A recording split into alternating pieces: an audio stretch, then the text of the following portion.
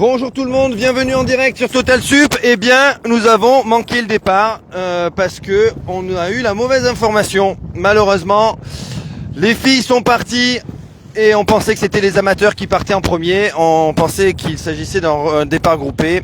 Et comme la logistique bateau n'est pas la même que la logistique briefing athlète, eh bien, on s'est retrouvé avec des informations différentes. En tout cas, bienvenue à Pornichet, au Pornichet Paddle Trophy. Le départ des filles a eu lieu il y a 2 minutes et un gros départ d'Amandine Chazot. Très malheureuse hier, Amandine Chazot qui a vu s'échapper sa planche sur la deuxième manche hier de la Technical Race. Magnifique manche de Technical Race hier dans des conditions très engagées, très musclées, qui aujourd'hui prend un très beau départ là, avec tout de suite une vingtaine de mètres d'avance sur Anaïs Guillaumard. Alors c'est marrant, un départ qui est pas du tout groupé, alors qu'on pourrait, avec les conditions assez clémentes d'aujourd'hui, malgré une jolie houle qui va nous offrir de très belles images de downwind au retour, des conditions qui peuvent permettre à ces athlètes de partir ensemble. Et alors donc on a une Amandine Chazot qui est partie très fort. Derrière c'est Anaïs Guillaumard en 2. Ensuite on a Yona Rivet en 3 sur la planche NSP là-bas. Et puis ensuite il s'agit de Mélanie Lafenêtre en 4. Derrière Fanny Tessier en 5. Et Hélène Stromont juste derrière en embuscade sur une planche SIC en 6. Voilà ce qui est en train de se passer aujourd'hui, ce matin, 9h15 à Pornichet. On est parti sur une longue distance assez courte, 10 km. Et c'est pour ça aussi que ça ressemble à un sprint pour certaines, notamment Amandine Chazot là vraiment qui a une très haute fréquence de pagaie. Et Yona Rivet c'est un peu la surprise du week-end. Hier elle nous a fait 2 très belles places et on a même cru à un moment hier dans la deuxième manche qu'elle allait remporter sa deuxième Technical Race. Mais c'est Mélanie Lafenêtre qui a mis tout le monde d'accord hier. Le grand retour de Mélanie Lafenêtre, enfin le grand retour. On a déjà eu un petit aperçu du grand retour de Mélanie Lafenêtre l'année dernière à Vassivière lors des championnats de France. Et justement, c'est Yona Rivet qui faisait 2 sur cette course. Donc malgré les excellents résultats du début d'année et de fin d'année 2021 d'Amandine Chazot et d'Anaïs Guillaumard, eh bien, il faut compter aussi sur la présence de Yona Rivet, de Mélanie Lafenêtre dans un quatuor de tête, en tout cas dans le Supresse français. Le premier loisir, a priori, c'est Alain Turquetil, le shaper de NSP, qui habite en Australie mais qui passe de plusieurs mois en France tous les ans, en hiver, et un petit coup en hiver et un petit coup en été, et qui d'ailleurs parle de éventuellement se réinstaller un jour en France avec sa famille. Voilà, donc là on est sur une course, un départ filles et amateurs. On a Fabienne Levallois ici, la Corse, notre amie Corse sur une planche Infinity. Qui on a encore sur le plan d'eau, Laetitia Fontaine, la landaise, sur une planche 3B. Et on va s'approcher doucement vers les hommes qui vont partir dans pas longtemps, et ça on va pas le louper. Bien sûr, je vais dire quelques mots en anglais pour l'audience internationale, si nous avons nos amis anglophones avec nous. Hello everyone, welcome to day 2 of the Pornichet Paddle Trophy here on the west coast of France. A special event because, as I said yesterday a few times, it is part of the French selection qualifiers, and 3 races of this weekend are counting towards the team selection for France. So we've got the best French athletes on the water indeed. A few are missing. The first name that springs to mind is Olivia Piana, but Olivia Piana hasn't really paddled competitively for a while, and actually she made an appearance in 2 weeks ago at the Tarn-Water Race, which is an ultra long distance river race, oddly enough, with her sponsor Itiwit. inflatable. They do inflatable race boards and so on. And the other one missing is Arthur Aritkin. Arthur Aritkin, who is at the Santa Monica US Open Santa Monica APP World Tour #1 in California near Los Angeles. And the Pornichet Paddle Trophy offered yesterday a full day of racing. We had 2 rounds of technical racing and some beautiful images. Unfortunately, we were only able to cover it from the beach, so we only have the surfing part in the end and the running part on the beach, because there was a little segment of the course which was on the beach, and very impressive conditions, very rough conditions. We also had a big storm hitting us on the very first race, in the women's first round. And the guys today are already lining up for the long distance. We've just saw the women starting with Amandine Chazot in first position, followed by Anaïs Guillaumard, Yona Rivet and Mélanie Lafenette, the 4 very strong women of the moment in France. And they are aiming for a spot in the French team. So welcome.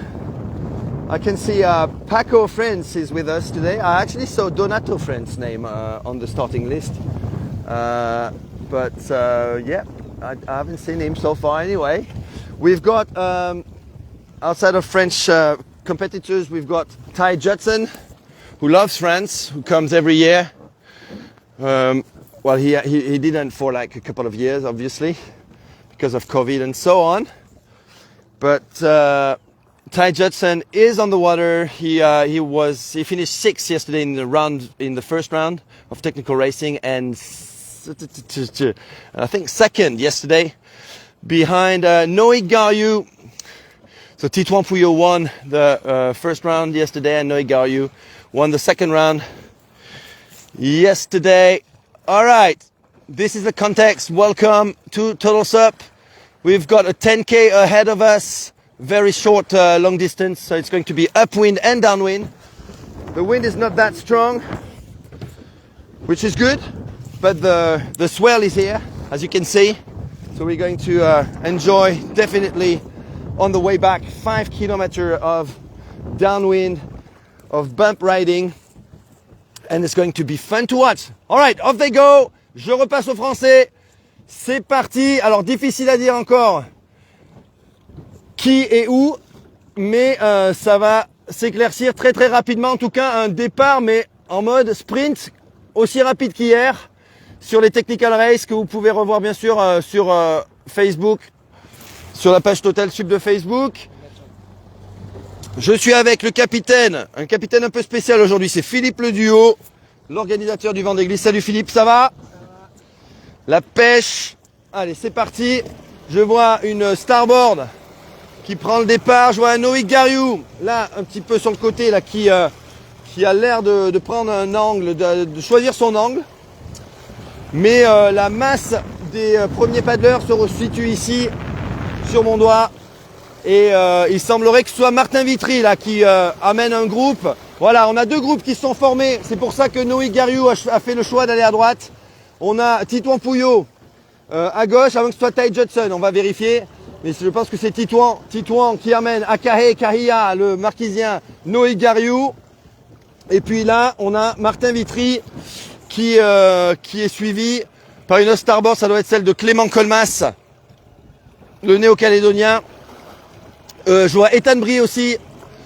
Ethan Brie, je vois une planche NSP, ça doit être celle soit de Thomas Buton, soit celle de Ty Judson. On va voir ça. Philippe, si on peut être un peu sur le côté juste pour identifier tous les riders. En tout cas, voilà, derrière Titouan. Et je reconnais plutôt Ty. Alors attends, je suis un peu confus là. Parce que si ça c'est Titouan, où est Ty? Et si ça c'est Ty, où est Titouan? Titouan, il est peut-être là en fait. En noir. Tiens, j'arrive pas à les identifier. C'est taille là-bas, Philippe. Et Titouan, il est juste derrière nous? En noir là, derrière nous? C'est pas taille ça?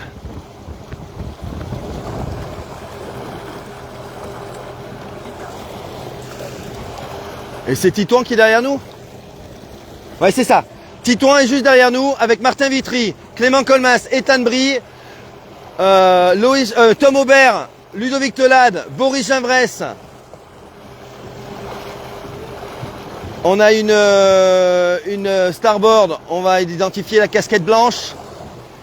Donc on a deux groupes, Ty Judson là-bas, Noé Gariou, Akahe, Kahia. Oh là, une chute, une Sonova qui vient de chuter. C'est peut-être Pierre Lefort ça. C'est peut-être Pierre Lefort. Donc on a Ty Judson, Noïc, Akahe et Ludo. Et ensuite on a devant nous Titouan Pouillot, Martin Vitry, Clément Colmas, Ethan Brie, Tom Aubert, Ludo Telade, Antoine Ribaud, Boris Ginvresse, Clément Savin. Non, Pierre Lefort il est là. Donc c'est pas Pierre qui est tombé. Loïs Sardeba qui commence à se faire distancer là. Il lève un petit peu la tête. Attention, faut être concentré là, Loïs. Derrière il y a Thomas Buton. On a une planche fanatique, c'est celle, je pense, d'Arthur Avranches qui essaie de recoller. Qui essaie de recoller au train. Et puis derrière.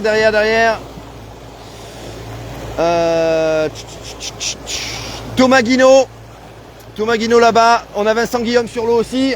Voilà. Ça y est, on a notre course lancée. Et cette configuration de course vraiment caractéristique quasiment chaque année du Pornichet Paddle Trophy. Cette partie upwind et ce retour downwind avec un vent qui a été très fort hier et une houle qui s'est formée encore pendant la nuit. Et puis on a les résidus de la houle qui revient, qui nous ramène sur la plage de Pornichet.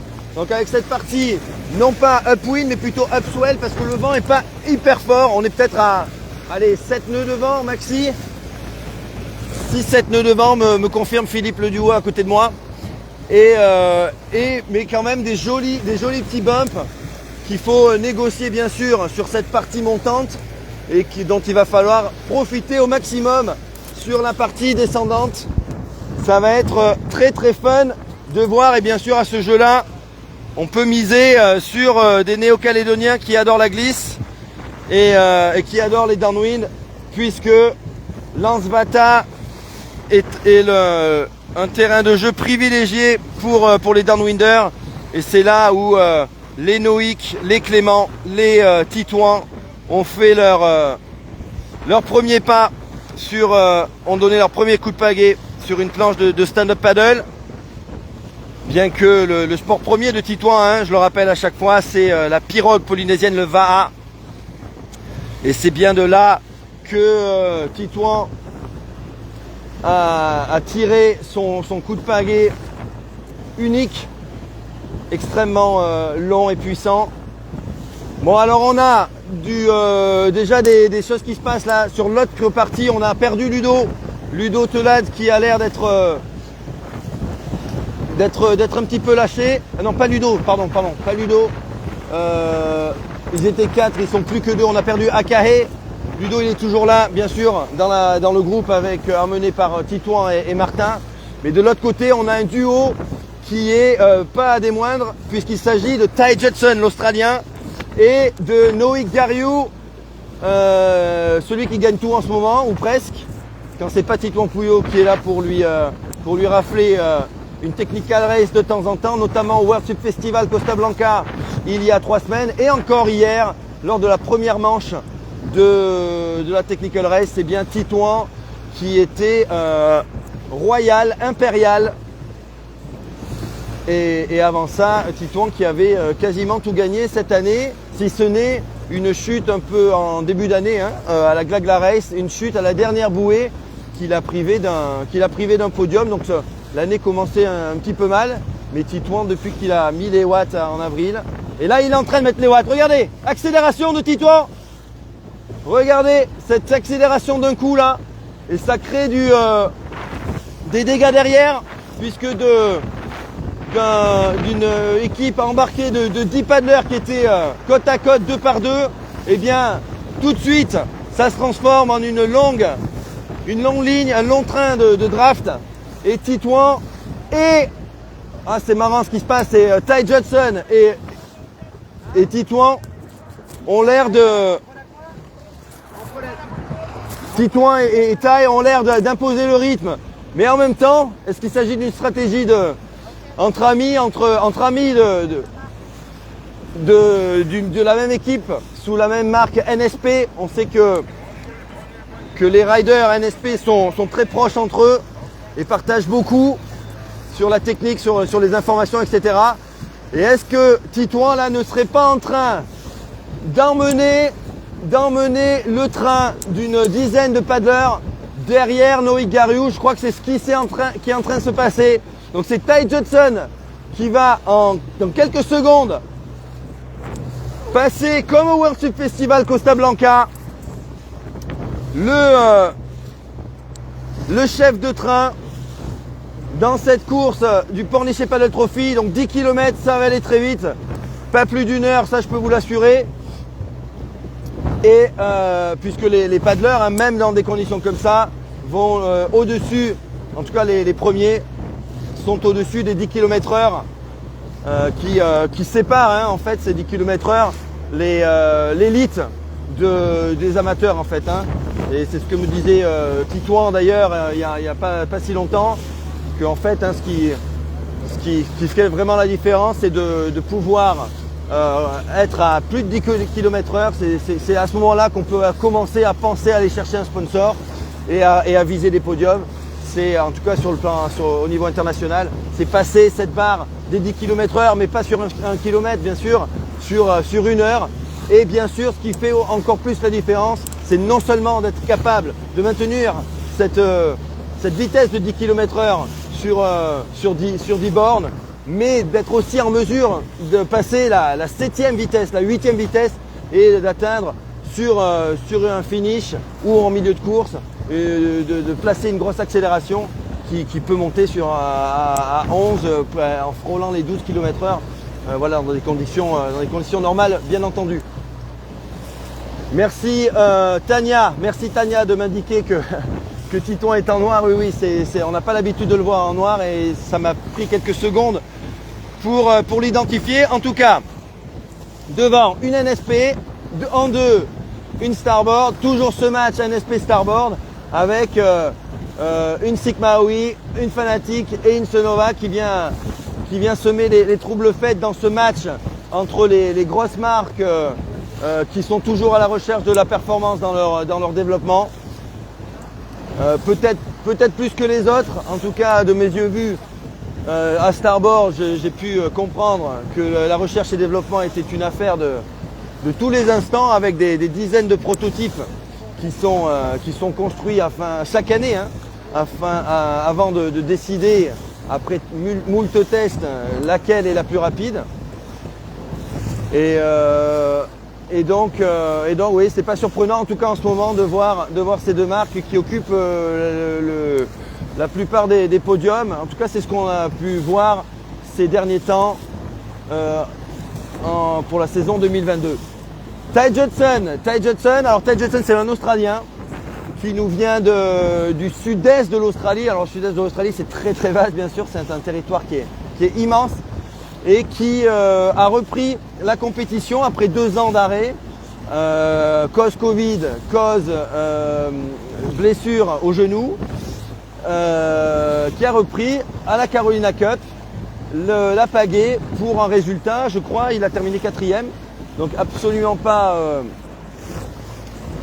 dégueu comme résultat, bien sûr, avec un plateau international sur la Carolina Cup. Et puis ensuite, il a enchaîné avec, depuis début mai, je crois, ou depuis le Vendée Glisse, ou peut-être un petit peu avant aussi, des courses en Europe.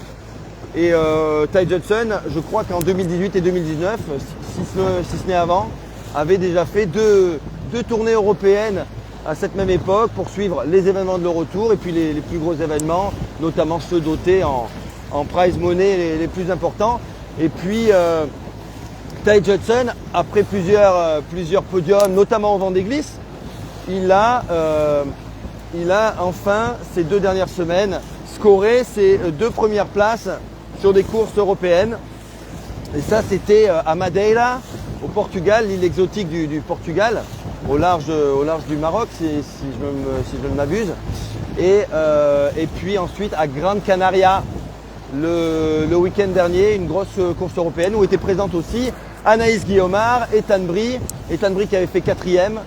Et puis Anaïs qui a fait une magnifique 2e place. Anaïs Guillaumard qui prend goût clairement aux podiums internationaux, mais qui hier n'a rien pu faire face à la force et la fougue dans les vagues, dans le chaos d'un plan d'eau démonté, ici à Pornichet, de Mélanie Lafenêtre qui a dominé ces 2 courses. Philippe, si on peut rester au contact, s'il te plaît, au maximum.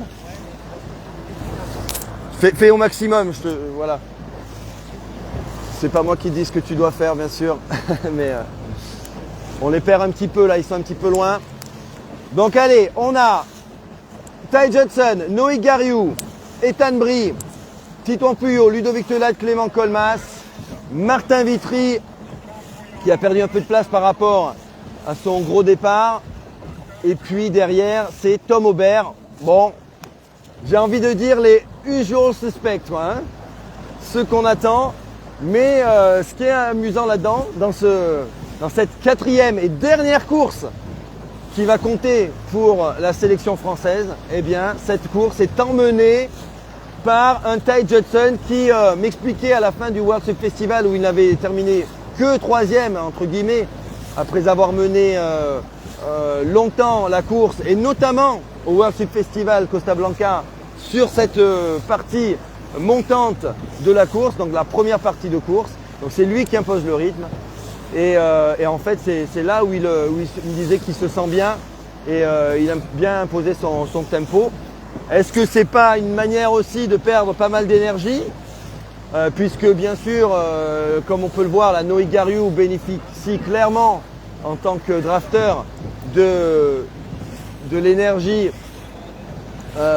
créée de l'inertie créée par la rame et la vitesse de Ty devant.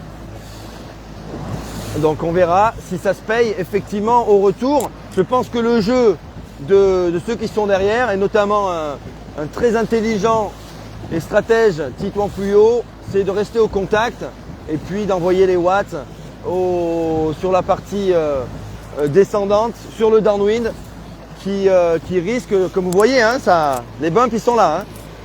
Ils sont là, alors je sais pas avec quelle force, mais il y a de quoi s'amuser, il y a de quoi creuser le trou sur 2-3 glissades. Allez, Noé Gariou qui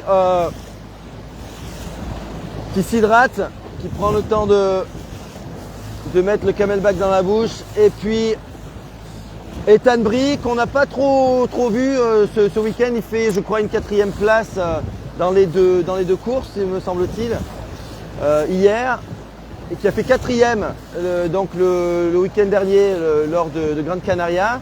Et je pensais vraiment que ce week-end de Gran Canaria allait lui permettre, derrière Ty Judson ou peut-être même devant, de scorer un podium, voire une première place. Mais devant lui, il y a, en plus de Ty Judson, il y a 2 Espagnols, Rafael Sirvent et Aaron Sanchez, un petit jeune Aaron Sanchez qui est cousin de Laura Ketglas, pour ceux qui connaissent, championne espagnole du côté de Majorque donc, et qui était devant lui. Donc Ethan Brie toujours très très fort, toujours l'espoir du Suprême français, toujours junior à 17 ans. Je ne cesse de dire qu'il en a 18, mais ça c'est dans quelques semaines. Et donc Ethan Brie qui lui a assuré, je pense qu'on peut le dire, sa place dans l'équipe de France, puisque l'équipe de France désormais accueille un junior depuis 3 ans, depuis le 2019, je me semble-t-il. Dont d'ailleurs Mélanie Lafenêtre, une place dont Mélanie Lafenêtre a bénéficié et a scoré une place de vice-championne du monde junior en 2019, il faut le rappeler. Et donc Ethan Brie qui devrait faire partie du collectif France pour 2 échéances importantes cette année. l'Eurosup Danemark fin août, début septembre. Juste avant, c'est Titouan Pouillot qui passe à l'attaque là. Titouan Pouillot qui passe à l'attaque avec des petits coups d'œil sur la droite qui m'a l'air de qui m'indique qu'il est en train d'essayer de placer quelque chose. Alors est-ce que c'est parce qu'il lui parle ou est-ce que c'est parce qu'il veut faire d'ores et déjà son trou? C'est possible. En tout cas, Titouan Pouillot semble avoir décidé de passer la 5e là. Alors avec Titouan, on sait jamais vraiment. Hein. Il essaye des petits coups et puis il reprend une rame beaucoup plus fluide et beaucoup plus lente, mais toujours aussi efficace. Hein. C'est peut-être celui qui a le coup de rame le plus lent, en proportion le plus lent pour le plus efficace. Très long bien sûr, et toujours très élégant aussi. Titouan Pouillot, donc le néo-calédonien. Ty Judson un petit peu sur sa droite. On a un Clément Colmas là, qui s'est placé. Bon, lui il n'a pas froid, hein, Clément, hein. Il a enlevé son t-shirt. Il a dit je vais montrer les abdos sur Total Sup et tout. Il m'a pas dit de passer son 0,6 non plus à tout le monde, mais en tout cas, il a pas froid. Et à côté, c'est Noïc Gariou, donc 2 NSP devant, 2 starboard derrière, encore 2 starboard derrière avec Ethan Brie et Martin Vitry. Martin Vitry dont je disais encore hier dont on attend le gros podium international qui ne vient pas depuis le coup d'arrêt du Covid, et puis ensuite il a enchaîné avec les études et un boulot prenant de moniteur de surf bien sûr, donc difficile de s'entraîner aussi en étant toute la journée à coacher des gamins ou des touristes en surf. Mais bon, toujours là, toujours présent et bien entraîné, semble-t-il.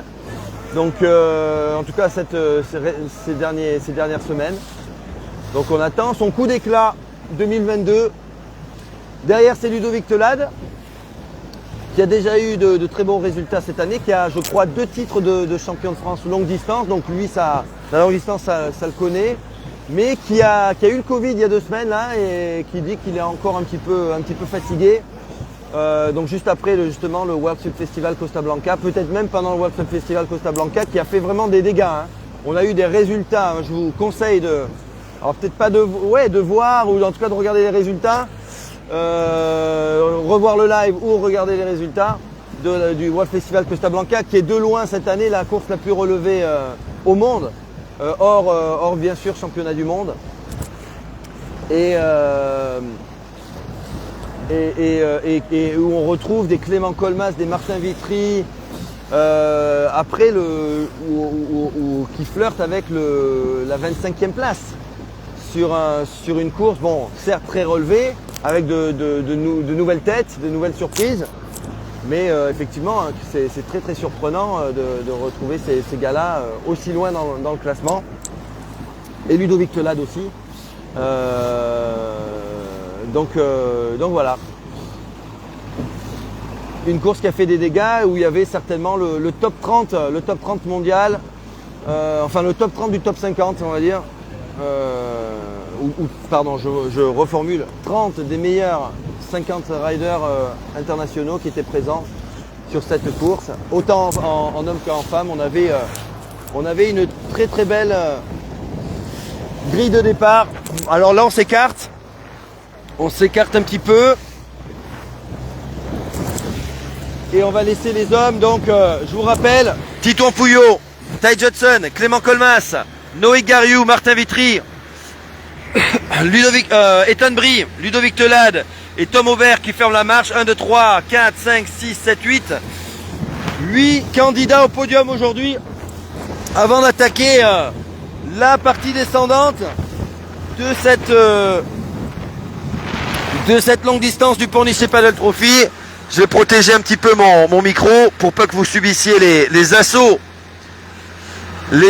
du vent. Alors les filles, je suis désolé, moi je suis sur un bateau sécu et je subis les décisions de logistique, hein. C'est pas moi qui commande, c'est pas moi qui dis il me faut un bateau et on fait ceci, on fait cela. Donc je fais avec ce que je peux, mais je vais rappeler quand même à Philippe que si on pouvait faire un point filles à un moment, ce serait quand même bien. On pense aussi à un moment que les hommes, peut-être sur la fin, vont rattraper les filles qui ont pris quand même 10 minutes d'avance par rapport aux garçons avec, je le rappelle, un gros départ d'Amandine Chazot. Et puis quand on les a laissés au bout de 3-4 minutes de course, une Anaïs Guillaumard qui a été aussi très bien partie mais qui commençait déjà à se faire remonter par une Yona Rivet avec pas loin Mélanie Lafenêtre et puis derrière Fanny Tessier et Hélène Stromont. Ça c'était pour le top 6 en tout cas.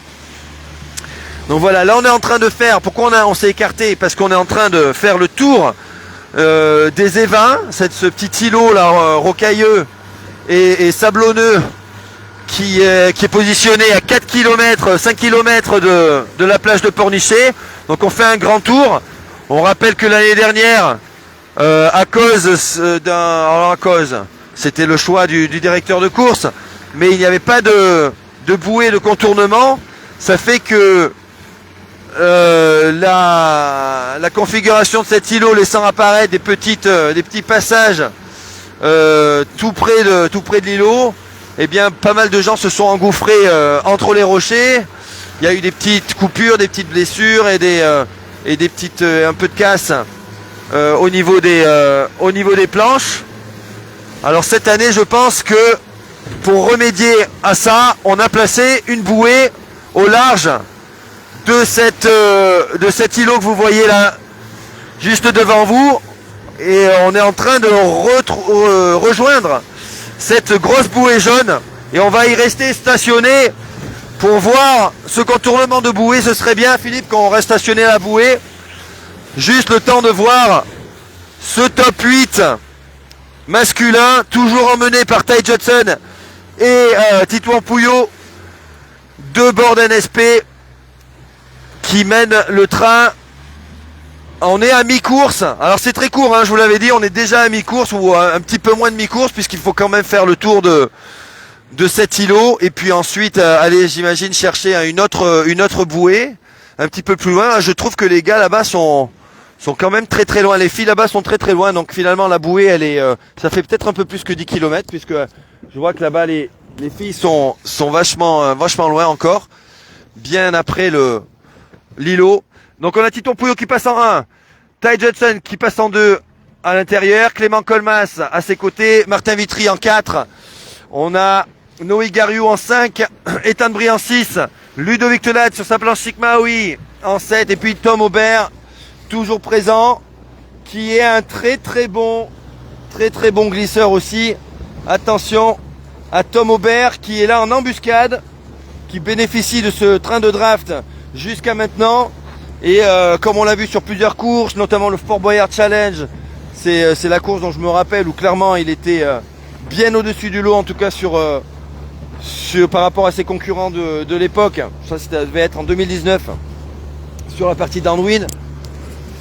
Ça risque de bien glisser. Je pense que le match il peut se jouer entre bien sûr Titouan, Noïc, Clément aussi gros glisseur, Ty Judson, je le décrirais pas comme un downwinder, mais il a quand même fait ses preuves, notamment au Vendée Glisse où il termine 2. Et puis Tom Aubert, oulala, Tom Aubert qui se laisse un peu distancer là. Faut pas que je parle trop vite, parce que Tom Aubert a pris 10 mètres là d'un coup. Il a lâché le train. Qu'est-ce qui se passe pour Tom? Donc Tom 8ème, mais lâché de maintenant 15 mètres, hein, ça va très très vite. On dirait qu'il y a eu un petit coup d'accélérateur avec effectivement Titouan là qui a pris le devant. reléguant Ty Judson à la 5e ou 6e place à côté d'Ethan Brie. Et donc, le match est peut-être déjà lancé là, ou en tout cas peut-être perdu pour Tom Aubert qui a pris 30 mètres. Là, je suis à contre-jour, mais il est par là, Tom. Voilà. Il a pris 30-40 mètres. Ah ben, il n'a pas attendu malheureusement le downwind pour pouvoir défendre ses chances. Mais bon, sait-on jamais. La course n'est pas finie. Donc ce que je vous disais, c'est que l'année dernière, ce qui s'est passé, c'est que beaucoup de gens passaient au milieu des rochers là. Et là, ça a fait un peu de dégâts. Et donc cette année, on va clairement chercher une bouée de dégagement. Et on va peut-être remonter sur les filles. Je sais pas, Philippe, qu'est-ce que t'en penses? Allez, c'est parti. On va laisser Titouan en tête avec un bon 2 mètres d'avance là par rapport à Clément Colmas qui essaie de s'accrocher à son draft. Noé Gariou, toujours bien placé.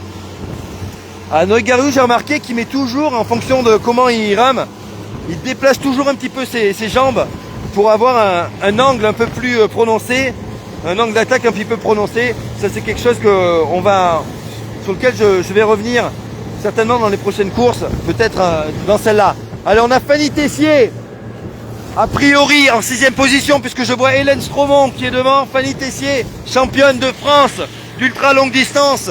Mais a priori, 10 km, c'est pas assez long pour elle, puisqu'elle est un petit peu lâchée là, par Hélène Stromont, qui doit, à mon avis, être en 5e position. Donc on rattrape déjà les premières féminines. Donc Hélène Stromont, la bretonne, Fanny Tessier, la landaise, en 6.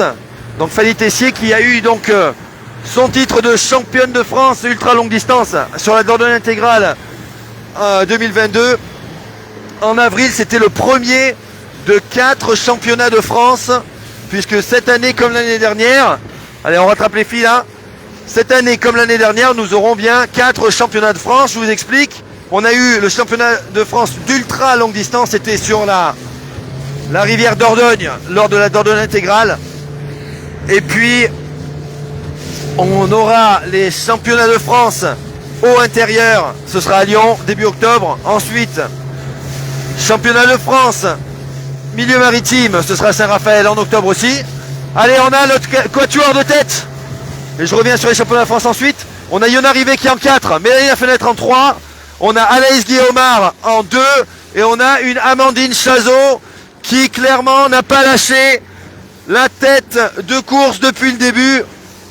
C'est superbe ce qui est en train d'accomplir Amandine, qui veut absolument démontrer qu'il ne faut pas la rayer des listes. Elle a réalisé cette année une magnifique deuxième place, pardon, je me reprends, une 4e place au World Ship Festival derrière Anaïs Guillaumard qui est là en 2.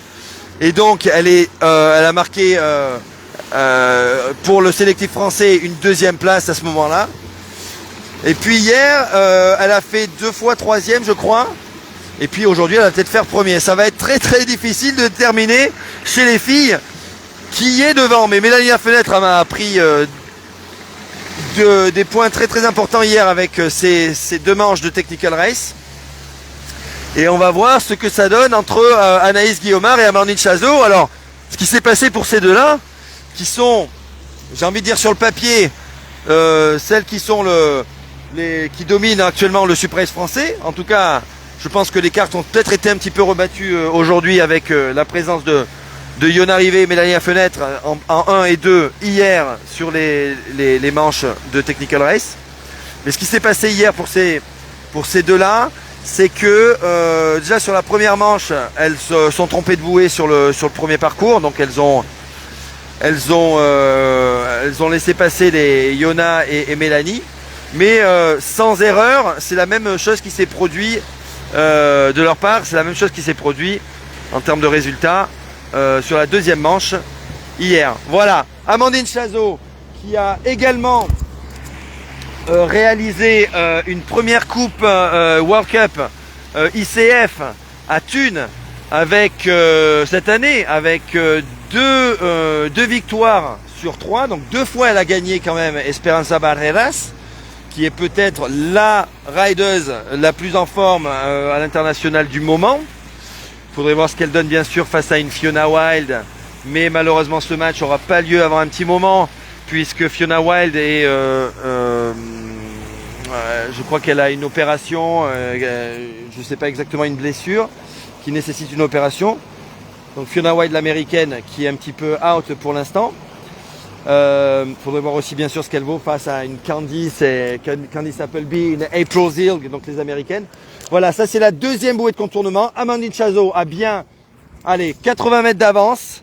Donc son écart clairement se grandit. Et puis là on passe, regardez, hein, regardez cette belle houle. Oh là là, c'est magnifique. Là j'ai envie de sauter à l'eau et de retourner en stand-up paddle. On a une Amandine Chazot qui contourne là, hein, qui va repiquer vers les évins. Donc il y a peut-être une troisième bouée, hein, puisque là clairement son angle est assez radical, hein, c'est-à-dire elle remonte carrément vers l'îlot, donc il doit y avoir encore une bouée là-bas. Je suis pas sûr de, comme j'ai pas pu lui avoir le briefing devant me rendre au port et que tout a été décidé en fonction des conditions à la dernière minute, et ça c'est quand même super parce que ça signifie qu'on peut s'adapter aux éléments. Eh bien, je n'ai pas eu les détails du parcours. Donc, je découvre en même temps que vous. Donc là, clairement, on va repiquer là-bas. Peut-être aller rechercher la première bouée de contournement. Ça, c'est ce que j'en déduis. À moins qu'on tourne juste avant l'îlot des Évins pour aller direction la plage. Donc, finalement, on est sur une configuration upwind, sidewind, downwind. Et encore, ça peut changer, hein, puisque je découvre ça en même temps que vous. Donc, on a une Anaïs Guillaumard qui est en 2, une autre bretonne, donc, et puis Mélanie à fenêtre, notre cigale de la Cigale Surf Club, qui est en 3. Et les écarts sont maintenus pour l'instant avec Yona Rivet qui est en 4, aussi, sur NSP, qui à mon avis, se laisse un tout petit peu distancer, là, par rapport à ce que j'ai vu il y a quelques minutes. Et donc Yona qui a un titre de vice-championne de France, et notamment l'année dernière à Vassivière sur la longue distance de 18 km, qui a marqué les esprits avec peut-être un des meilleurs lives que j'ai réalisé, je pense, parce que les conditions étaient géniales. Et aussi le bateau que j'avais permettait de nous approcher. Ça aussi, alors je vous explique, hein, je peux faire de belles images près quand c'est démonté en fait. Quand le plateau est démonté, puisque finalement les vagues que l'on crée nous influent très très peu dans des conditions un peu chaotiques sur l'avantage ou le désavantage que peut créer les vagues sur la course des riders. Voilà, là je vous filme une bouée, mais c'est uniquement parce qu'on attend les hommes, pour vous montrer ce qui se passe avec alors ils sont plus 8, hein, apparemment ils sont 7, emmenés là de ce que je vois par Titouan Pouillot. Donc je disais que le championnat de France de Vassivière offre de très très belles images, des images de tandem. Je reste longtemps, comme c'est 18 km, c'est long, donc ça permet vraiment de voir un petit peu tout le monde. Et en plus il faisait beau, enfin bref, c'était chouette, et les conditions étaient dingues avec des sections d'upwind, de downwind, pas du tout attendues, totalement inattendues même, sur une course censée être pour un championnat de France au intérieur, donc a priori sur du flat, mais c'était pas du tout flat. Qui est ce rider là qui prend un autre angle? C'est Ty Judson. Ty Judson qui est totalement détaché, qui a dû se faire un petit peu emmener sur la gauche là, et il va y avoir de la bataille à cette bouée. Ty Judson, l'Australien, qui arrive quasiment en même temps que Titouan à cette bouée, donc il va y avoir une petite bousculade là. Il a du coup totalement à l'intérieur. Est-ce qu'il va réussir? C'est lui qui passe en premier, et du coup dans sa manœuvre il le force un petit peu, tout le monde, à se décaler sur la gauche. Et on a alors là je comprends plus là, on a des riders qui vont direction la plage. Là je sais pas, alors là je suis complètement confus. Ok, explique-moi. C'est parce que je pense que les filles ont pris pour sortir un peu, peut-être un peu plus facilement. D'accord. Bon, ben écoutez, ce qui s'est passé. Alors regardez, c'est du surf, c'est carrément du surf. Direction la plage. Ce qui est très très étonnant, c'est que les hommes partent direction la plage tout de suite, alors que les filles sont allées à droite. Je ne sais pas pourquoi les filles sont allées à droite. Hein. Je suis incapable de vous l'expliquer. Certainement parce que ça surfait peut-être un petit peu à droite, ou est-ce que c'est une erreur de parcours. Mais en tout cas, on a des filles qui sont là-bas vers les îlots, mais qui ont quand même repiqué sur la gauche. Et là, une sorte de... On va essayer de se mettre vraiment sur le côté, Philippe, hein, parce que là, on a peut-être les meilleures images de downwind de l'année, avec ces bumps qui lèvent, et ça va très très vite. Philippe, avançons, près des garçons, avec Ludovic Telade juste devant nous. Là, si on a 5 km comme ça de surf sur cette section là très longue de downwind, regardez comme ça part à droite, ça part à gauche, c'est de la pure navigation. Et là, plus de draft. Dès que Noé Gariou, qui est en tête là-bas, qui met les watts, a pris les premiers bumps avec Titon Pouillot, et bien ça y est, c'est parti. Tout le collectif a explosé, et on se retrouve avec un Noé Gariou, un Titon Pouillot qui ont l'air de mener désormais. Clément Colmas qui est en 3 avec Ty Judson sur la droite. Ethan Brie encore plus à droite. Martin Vitry devant nous, Ludovic Telade ici, et derrière nous, Tom Aubert. Tom Aubert qui est avec Hélène Stromont et Fanny Tessier juste derrière. Voilà. Allez, on va essayer d'offrir des belles images à Philippe de surf, hein, en étant bien à côté. Peut-être même avec le soleil derrière nous, ce sera encore mieux. Comme ça, on aurait ces belles images de downwind. Comment ?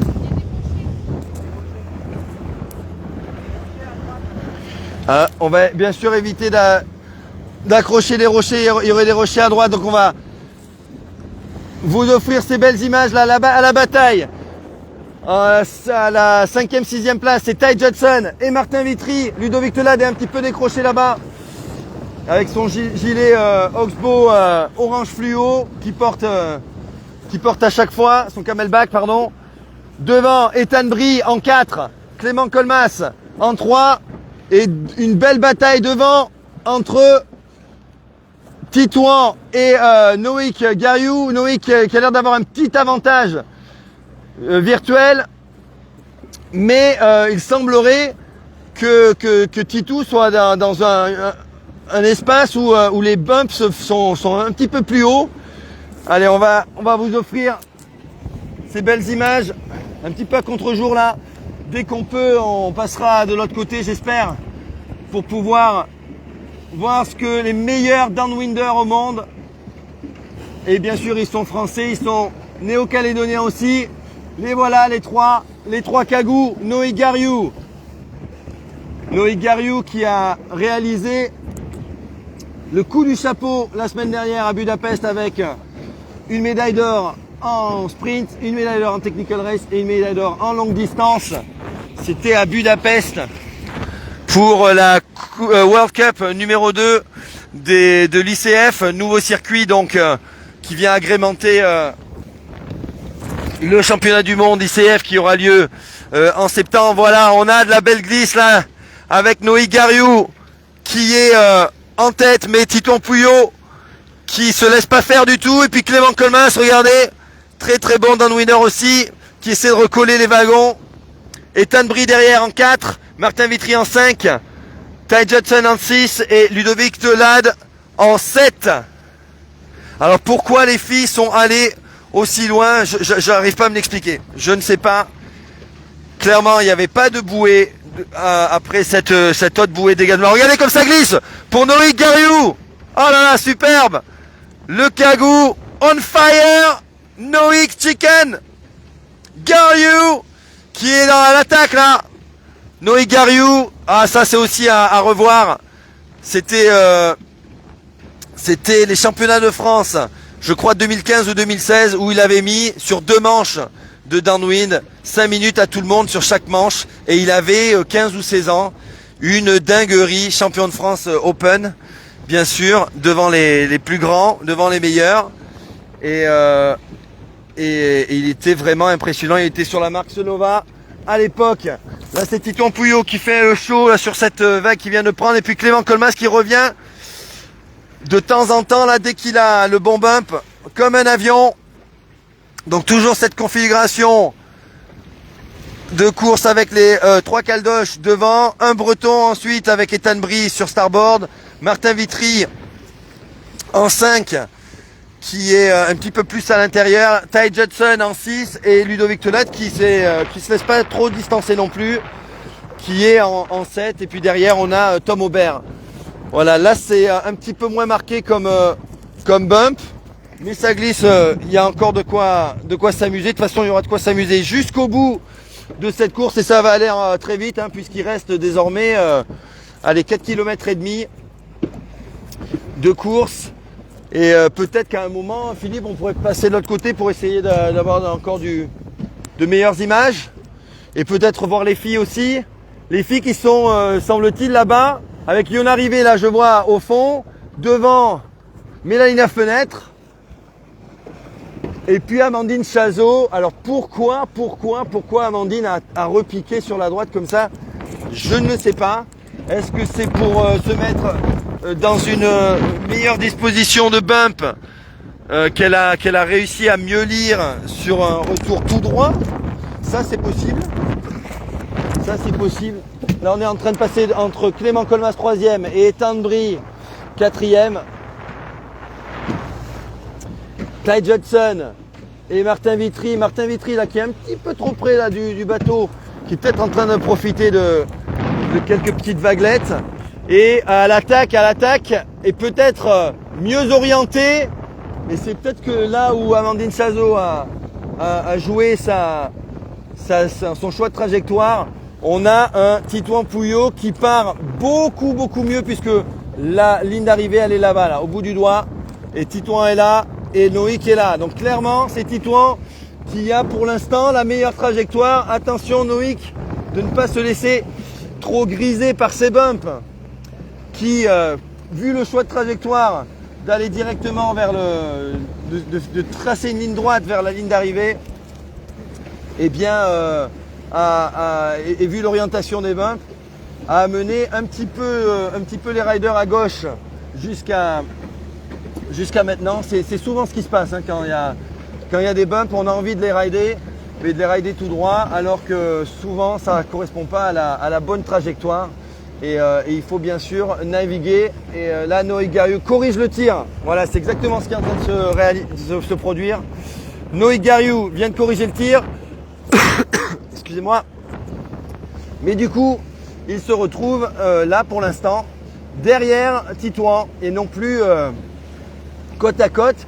Et il est presque en draft là. Alors drafté en downwind, ça il n'y a que Noé Gariou qui peut faire. Mais là, il lâche un petit peu le draft, puisque Titouan a réussi à accélérer. Regardez, Titouan qui glisse là. Belle glisse de Titouan. Gros downwinder, bien sûr. Et ça me donne qu'une envie, moi, c'est d'aller faire un tour du côté de Lance-Mata, du côté de la Nouvelle-Calédonie. Regardez ces bumps. Nous-mêmes sommes en train de surfer, regardez. Sur le bateau. Alors on est un petit peu aidé par le bateau devant, bien sûr, qui crée une belle houle. Mais Titouan Pouillot qui est en train d'accroître son avance sur son poulain, entre guillemets. C'est plus son poulain, mais ça l'a été longtemps. Sur Noé Gariou là qui met une petite attaque et qui se rapproche désormais à 7-8 mètres. Mais Titouan toujours très concentré dans ses phases de downwind, qui regarde bien le plan d'eau devant lui et qui arrive à choper les bons bumps. Et Clément Colmas qui est en train de revenir. Clément Colmas qui revient. Un trio de néo-calédoniens. Combien de fois on a eu cette configuration de course? Un paquet de fois. Et sur la longue distance, il faut rappeler que Titouan Pouillot a un titre de champion du monde 2021 sur la longue distance. Et en 2, c'était, Noïc. Allez les cagous. Clément Colmas qui n'a pas dit son dernier mot. Allez Clément. Allez Clément. Allez go.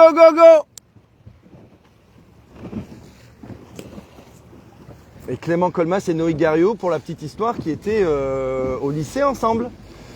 Ils étaient copains de rame mais aussi copains d'école. Et bien sûr, alors là on a un joli bateau devant nous, c'est Vincent Lemasson, l'organisateur. Et une belle vague là de Clément, superbe ça Clément, go go go go, remets. Et c'est pas fini cette course, je vous le dis, parce que Clément Colmas réussit à saisir là de très jolis bumps. Et là pour le coup c'est peut-être lui qui a le meilleur angle, hein, puisqu'il va chercher beaucoup plus à droite. Il y a environ 30 mètres de décalage entre Clément Colmas sur la droite et puis Noé Gariot sur la gauche, et ensuite Titouan Pouillot. Donc là Noé Gariot essaie de se positionner justement entre les deux, et du coup il a peut-être un meilleur angle. Bon, bien sûr on ne s'approche pas d'une bouée et il reste encore 2 km, donc plein de choses peuvent se produire en termes de navigation. Mais là l'idée effectivement c'est d'aller chercher plus à droite avec des bumps croisés pour le coup, puisqu'ils sont partis tellement tôt direction en suivant les bumps, qu'ils se retrouvent, comme je vous le disais tout à l'heure, vachement excentrés par rapport à la plage, alors que Amandine Chazot, et c'est peut-être là que l'esprit scientifique, puisque Amandine, il faut le rappeler, est médecin, c'est peut-être là que Amandine Chazot, son choix de virer directement à droite à 180 degrés, va peut-être payer sur les 3 derniers kilomètres, puisque Amandine Chazot, elle est là-bas. Alors c'est un petit point noir là-bas sur sa Senova en première position. Elle a toujours une belle avance sur Anaïs Guillaume en 2, qui a une avance un peu moindre mais quand même conséquente sur Mélanie Lafenêtre en 3. Et je vois pas Yona si elle est derrière Yona. Ah, Yona qui... alors là c'est difficile à dire, hein, parce que Yona elle est juste derrière nous là-bas. Et donc finalement elle est peut-être... faudra voir à l'arrivée bien sûr. Mais elle est peut-être revenue avec cet angle-là sur Mélanie Lafenêtre. Donc avec Amandine, Anaïs et Mélanie qui ont pris très large. Donc ça c'est génial dans cette course. C'est que le choix de la navigation est totalement libre. Ça change vraiment des courses où tout est délimité par des bouées. Là, on a la dernière bouée à 5 km. Débrouillez-vous pour revenir. Et là, pour le coup, le choix de la navigation joue énormément sur la course. Allez, Clément! Toujours à l'attaque, Clément! Allez! Clément en 3, Titouan en 2, en tout cas sur cette ligne-là, hein. Et puis Noïc qui ne cesse de jouer entre prendre des bumps droits, revenir à droite, prendre des bumps droites, revenir à droite. Et il faut bien sûr s'amuser, se laisser griser un petit peu par la glisse, mais ne pas perdre l'objectif final qui est de passer la ligne d'arrivée en premier. Donc on va avoir un très beau finish autant chez les hommes que chez les filles. Et je vous laisse découvrir ça pendant encore un quart d'heure de course, je pense, pour les premiers. Peut-être un petit peu moins, avec un village d'événements. Là, placé à l'extrême droite de la plage de Pornichet. Ensuite, c'est le port qui est là-bas. Et là, il y a environ 2 km. 2 km. Noé Gariot, le double champion du monde 2021, en tête de cette course. Suivi de Titouan Pouillot, champion du monde de longue distance 2021 ICF. Et de grosses échéances qui va encore servir à départager ces deux énormes champions à venir avec les championnats du monde ICF, les championnats du monde ISA. Certainement, s'ils sont partie de l'équipe, bien sûr, mais en tout cas, c'est eux qui pour l'instant ont les meilleurs résultats. Noé Gariot me disait que pour lui, a priori, il avait fait ses petits calculs. C'est bon. Il est en équipe de France, c'est comme ça d'ailleurs qu'on a terminé le live d'hier, je vous conseille de voir la deuxième manche qui est un live en fait qui n'est pas arrêté à cause du mauvais temps. Et donc on a les femmes et les hommes qui s'enchaînent sur le deuxième round de Technical Race hier après-midi. Je vous conseille de voir ça. Clément Colmas, toujours à l'affût. J'étais un petit peu méchant avec Clément hier. Je lui disais, mais Clément, t'es au top du top. Mais devant, tu as toujours un Titouan Pouilleux et un Noé Gariou. Ça doit être vachement frustrant. Et justement, c'est pour ça que j'encourage aussi. J'aimerais bien voir Clément prendre aussi ses galons. Alors c'est déjà fait à de nombreux égards. Hein. Pour rappel aussi, Clément, c'est le tout premier champion de France de stand-up paddle foil downwind. Un événement exceptionnel monté par Amaury Dormé l'année dernière qui sur 5 jours et 6 ou 7 manches a permis d'envoyer des gars donc en subfoil sur un terrain de jeu très très sympa du côté de Crozon qui permet plusieurs configurations de course. Et c'est, je crois, les 4 ou 5 meilleures manches qui étaient retenues pour classer, pour trouver notre champion de France. Et c'est Olivia Piana et Clément Colmas. Clément Colmas qui a gagné, je crois, toutes ces manches. Qui ultra dominateur d'ailleurs en subfoil. Qui ont remporté ce premier titre de champion de France. Et alors, ça me fait revenir sur une information importante, celle que je n'ai pas dit tout à l'heure, c'est qu'il y aurait peut-être un nouveau championnat de France Sub Downwind en novembre. Ah, ça reste à confirmer. J'ai eu l'info et je pense que je peux la dire. Et on m'a dit oui, mais c'est pas encore confirmé. Enfin voilà, bref. Quand on me dit ça, en général, ça sent bon. Donc, a priori, vous devriez avoir une annonce de la FFS dans les prochains jours à ce sujet. Et je pense que ce sera encore Amaury Dormé qui sera aux commandes. Allez, ça se rapproche, 1,5 km. 1,5 km, je regarde derrière, est-ce qu'on peut avoir les filles? On a Amandine Chazot, toujours en tête derrière. On a Anaïs Guillaumard, on a Mélanie Lafenêtre et Yona Rivet. Elle est où? Elle est là-bas. Difficile à dire, difficile à dire entre Yona Rivet et il y a Christophe Matzvé, qui l'association Paddle contre Parkinson qui est sur l'eau. Incroyable ce qu'il arrive à réaliser avec son association, Christophe. Une très belle interview à lire. Christophe Matheve, M-A-T-H-E-V-E, accent aigu, qui est sur l'eau.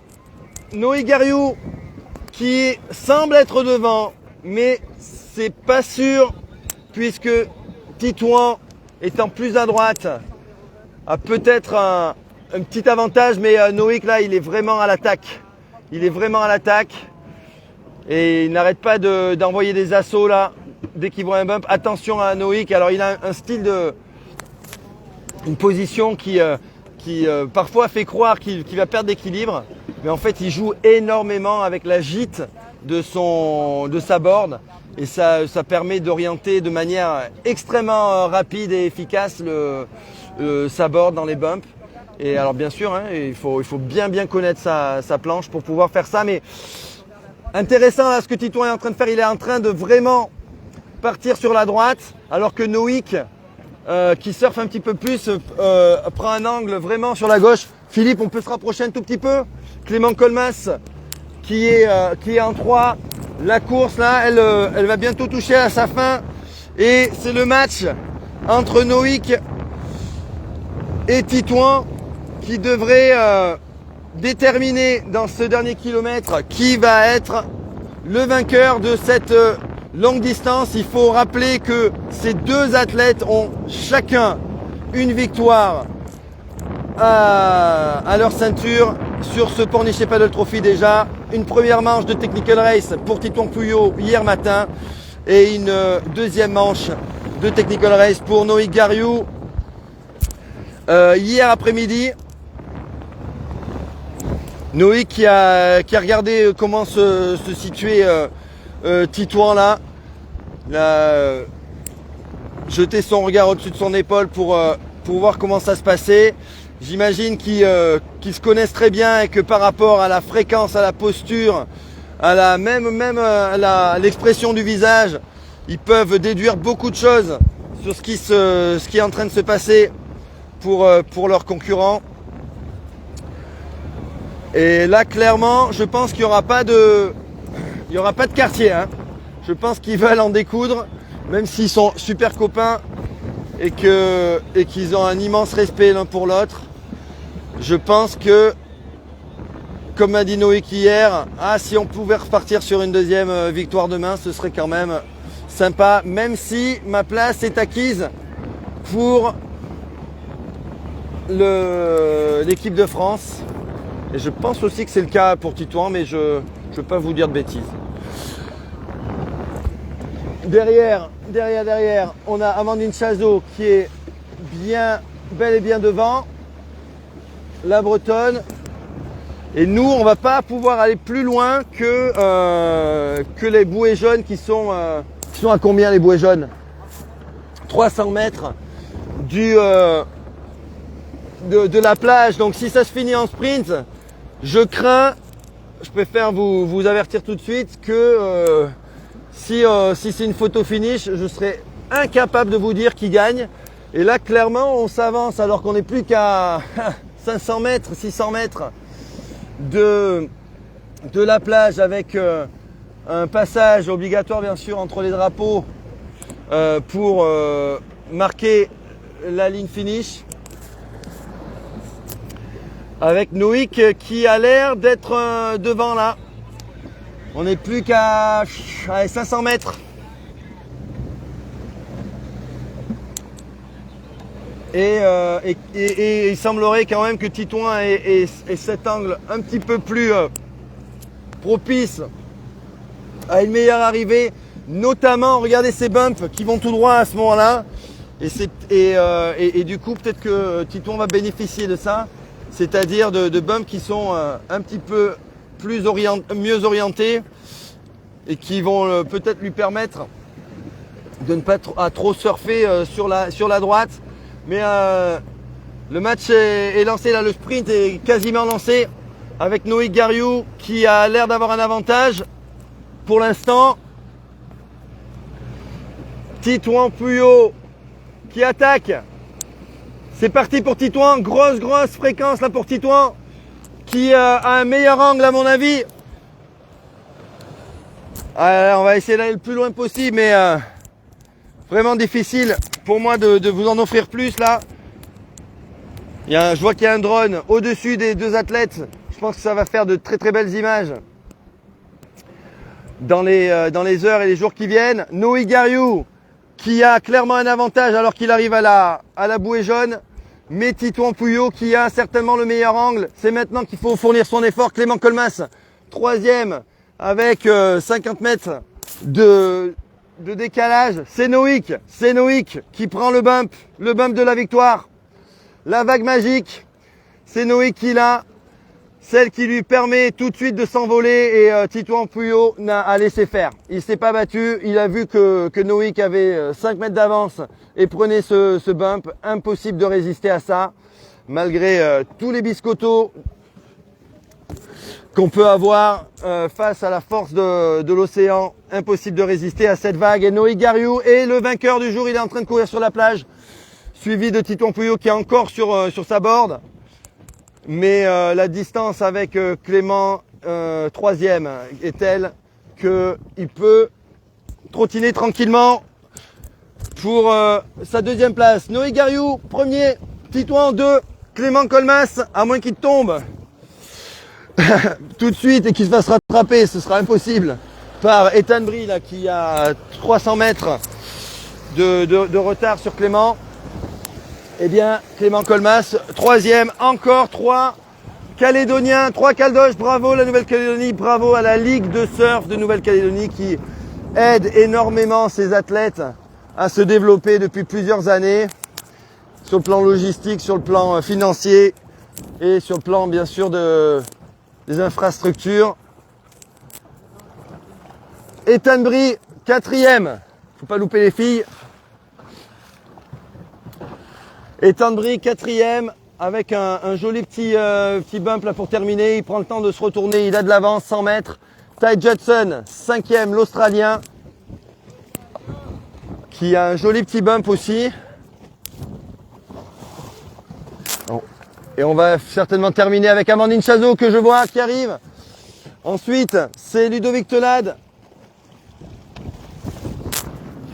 et Martin Vitry, 7e. Martin Vitry, 7e. Allez Martin!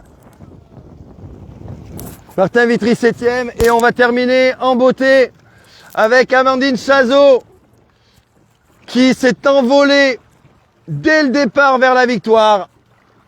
Tout de suite, elle a mis les watts et elle les a conservés puisqu'elle a plus de 200 mètres d'avance sur Anaïs Guillaumard, une autre bretonne.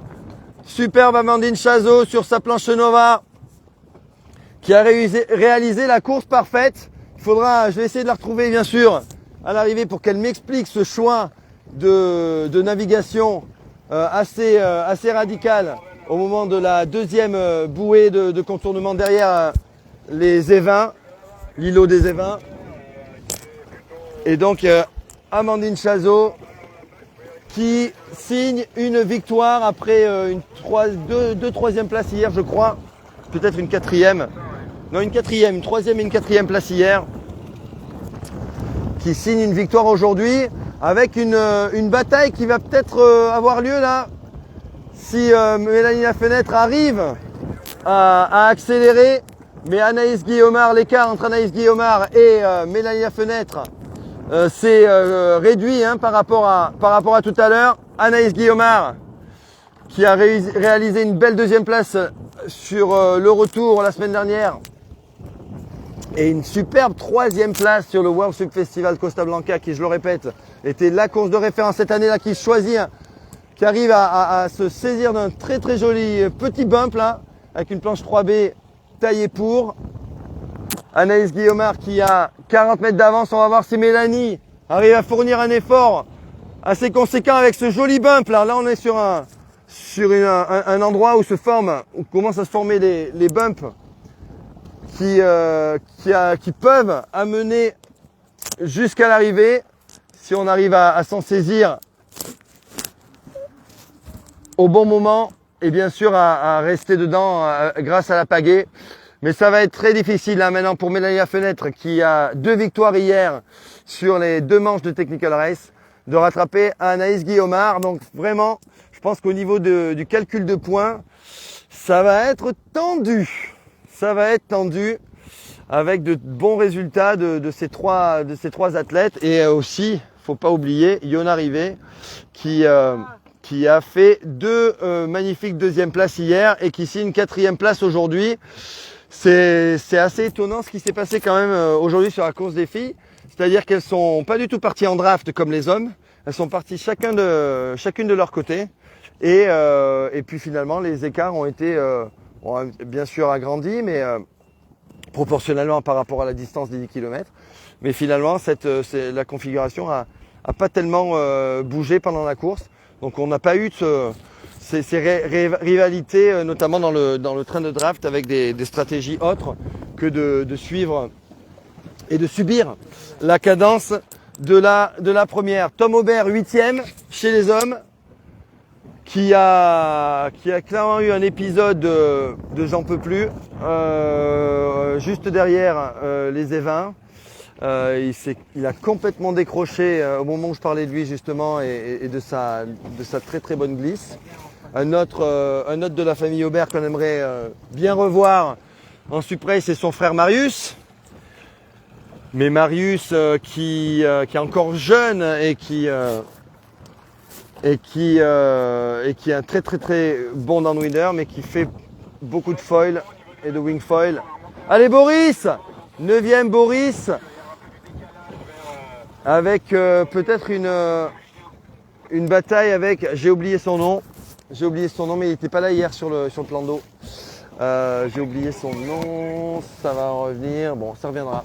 Boris Gimbrès, le chéri d'Amandine, aussi sur Sunova, qui termine donc a priori à la 9e place À moins que le collègue dont j'ai oublié le nom ne passe devant. Ensuite c'est Arthur Avranches, le Nantais / Morbihanais. J'ai commencé à dire qu'il était Nantais hier, mais on m'a dit oui, maintenant il habite dans le Morbihan. Bon. Antoine Ribaud, qui était un petit peu en sous-performance hier sur les Technical Race. Alors c'est étonnant, hier il avait une sprint sur les Technical Race, mais aujourd'hui il a une All-Star sur la longue distance. Donc a priori, je me demande pourquoi il n'a pas sorti sa All-Star dans les conditions un peu folles du plan d'eau d'hier. Donc on en est à la 9e, alors 9, 10, 11, 12, 12e place a priori pour Arthur Avranches. Allez, on s'approche un petit peu, Philippe. On a Thomas Buton, le Varois. Alors, enfin, le Varois, si la Seine-sur-Mer, c'est dans le Var, si c'est pas dans les Bouches-du-Rhône. Yannick Pinault, dis-moi, la Seine-sur-Mer, c'est où? Alors, en tout cas, ils sont venus à 3 sudistes, là, avec Clément Savin et Hervé Rota. Et là, on a Thomas Buton, donc Thomas Buton qui vient du monde du football américain et de la pirogue hawaïenne et tahitienne, puisqu'il est double champion de France d'océan. Ensuite, on a Loïs Chardebas qui est originaire de Bordeaux. On a Clément Savin qui est là. Derrière, on a Pierre Lefort. Et sur la fanatique, c'est Loïs. Non, Loïs, il est passé. Ah, c'est Loïs Chardebas. C'est Loïs Chardebas. C'est Loïs Chardebas qui est là. Donc là, on doit être à la 13, 14, 15, 16, 17, 17e place. On a notre ami marquisien, Akahe. Yeah. Patoito. Akahe, notre ami tatoueur tahitien. On a fait une petite interview de lui à l'arrivée de la deuxième manche hier. Vincent Guillaume, le coach du Suprace français. L'un des coachs, puisque maintenant ils sont plusieurs à faire ce genre de préparation sportive. On peut parler notamment de Ludovic Telade, qui a mis en place son système de coaching et de suivi des athlètes. On a Céline Guédon. Allez, en 5e position chez les filles, c'est Hélène Stromont.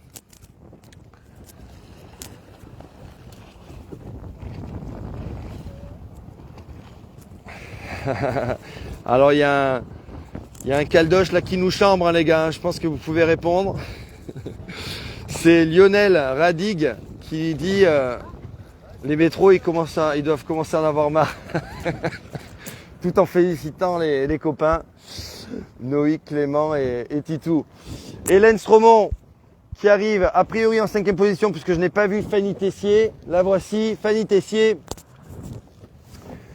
la copine landaise, championne de France alors je crois qu'elle a plusieurs titres de championne de France de longue distance, je crois qu'elle en a 2, et puis cette année un titre de championne de France d'ultra longue distance à la Dordogne intégrale, et qui est sur une planche 3B.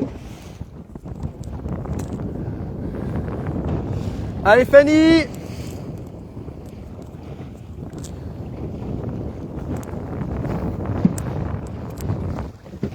Alors Fanny Tessier qui vient du monde du kayak à la base, du surf-ski même. Kayak puis surf-ski en fait. Et puis qui fait depuis maintenant 5-6 ans, qui a rejoint les meilleures françaises en stand-up paddle race, mais un petit peu moins performante là, ces dernières semaines sur des parcours ou sur des formats de course un petit peu plus traditionnels. En tout cas, aujourd'hui, elle signe une 6e place derrière Hélène Stromont. Sur le papier, je pense qu'elle devrait être devant, mais bien sûr, il ne faut pas Hélène Stromont, qu'on voit pas sur toutes les courses, est une excellente paddleuse, bien entendu.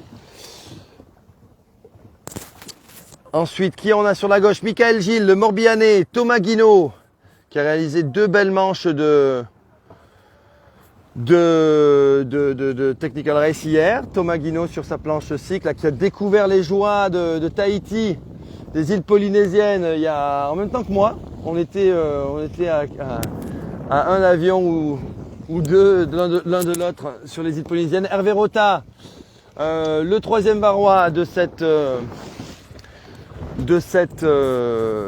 course, et Christophe Matvé de l'association Paddle contre Parkinson, qui a fait la course à genoux là, hein, mais avec... Pardon? T'as oublié ton cachet? Aïe, ok. Bah en tout cas t'as le sourire et ça fait plaisir, Christophe. Noïc 1, Amandine, Noïc et Amandine.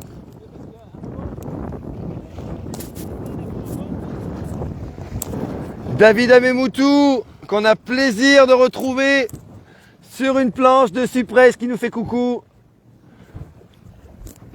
Le Réunionno finistérien. Planche 425 Pro, toujours membre du team 425 Pro, mais qui foil plus qu'il ne pagaie ces temps-ci. Voilà, bon ben les amis, je pense qu'on a eu une belle longue distance.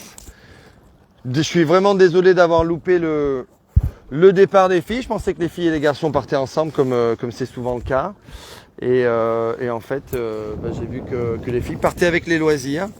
Et je n'avais pas eu l'information. C'est bien dommage, parce qu'on aurait pu commencer le live juste 5 minutes avant. J'ai été prêt. En fait, je commençais à dire, tiens, c'est bizarre, les filles sont en train de s'échauffer en même temps que le départ des amateurs. Et puis j'ai dit, ah non, mais elles s'arrêtent pas en fait. Elles sont bel et bien parties. Donc voilà. En tout cas, on a eu de la chance avec le temps et des conditions là superbes. Et là, on a William Vernac sur une planche fanatique. Ça, je le connaissais pas sur une planche fanatique, William. J'ai eu du mal à le reconnaître. Yeah, William!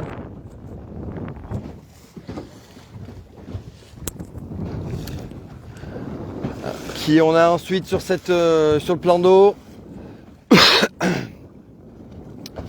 4 riders. Allez, on va essayer de montrer tout le monde aujourd'hui.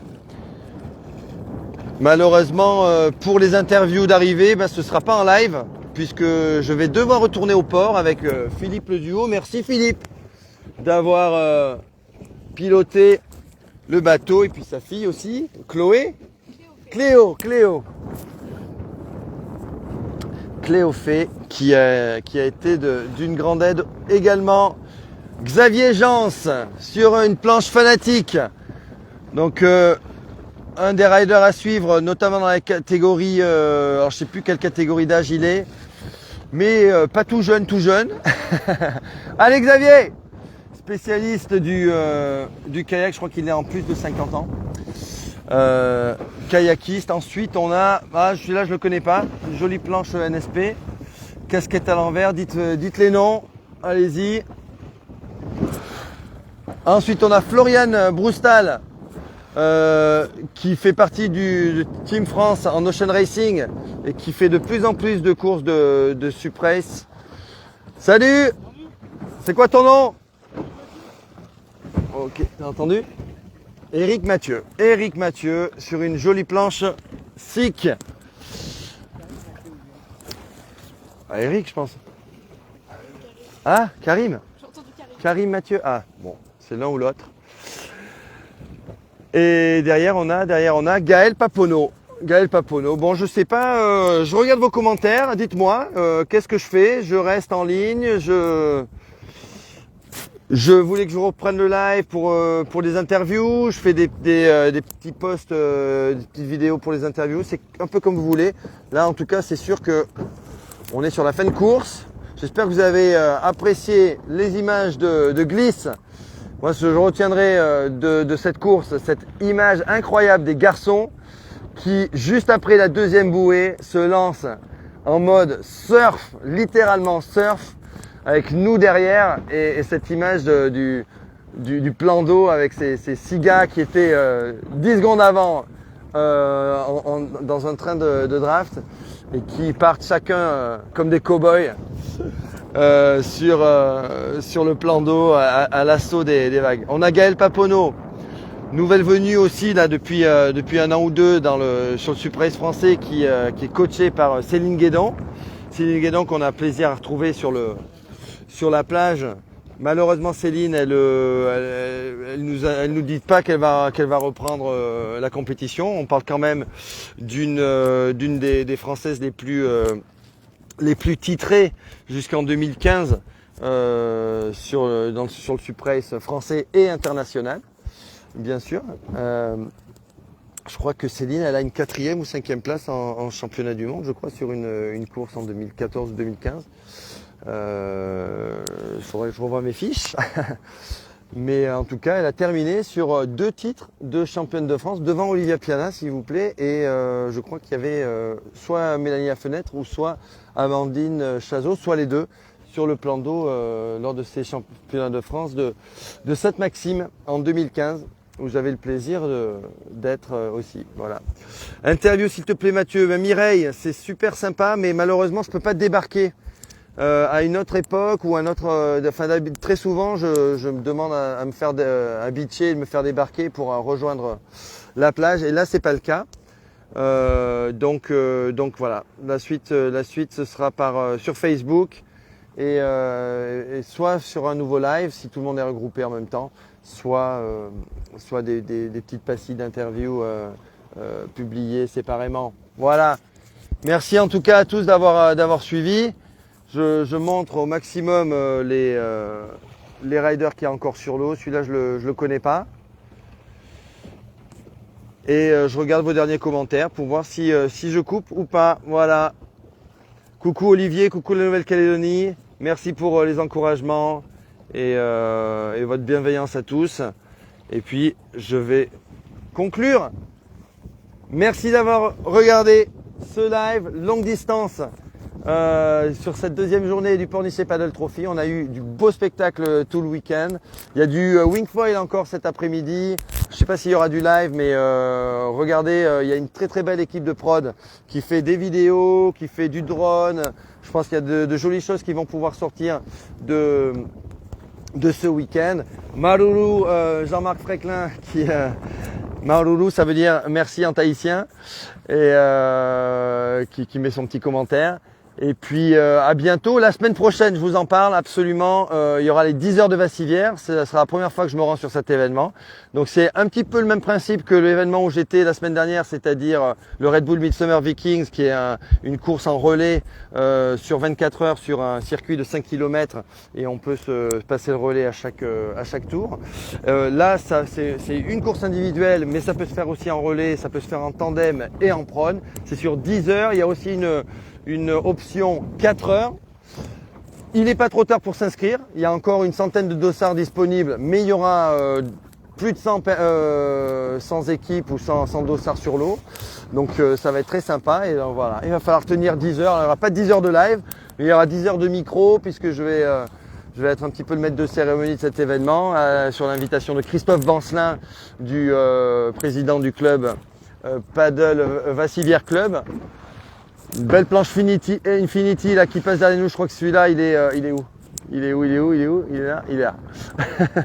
Comme la météo qui passe derrière moi. Ça, c'est une Blackfish de la marque Infinity. Donc voilà, ça ce sera samedi prochain. Et inscrivez-vous donc si vous voulez un petit challenge perso ou en équipe de 4 heures ou de 10 heures.